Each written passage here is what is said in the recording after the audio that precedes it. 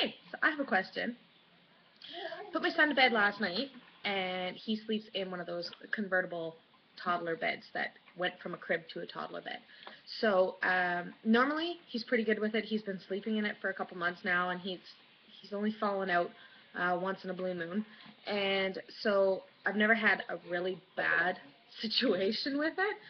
So I'm going to see what you guys think I should do. Last night, I put him to bed, and a couple hours later, before I went to bed, I went in to make sure that he was in the proper position on his bed so that he wouldn't roll out.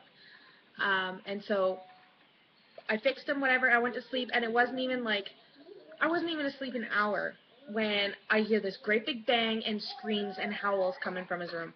I jumped up, you know, like a bat out of whatever. Sorry, that's my daughter. You can hear her in the background. But anyways, I go in and he's laying like a turtle on its shell. Kirsten, baby girl, you're being noisy. Mommy can't talk. So, what I want to know is how would you yourself help your child from not falling out of a toddler bed? And I mean, he fell from pretty high height. Like it would have been like the same height as your couch cushions.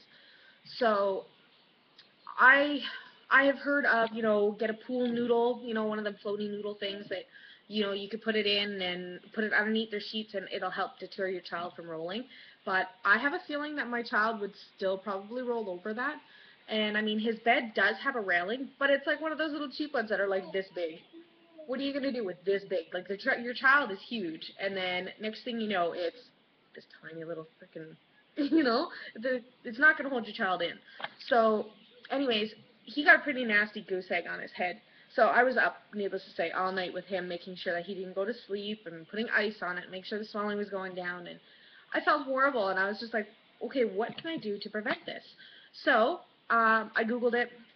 I tried to figure out all the things that, you know, I could possibly do, but I want to get your guys' input and see what you guys think.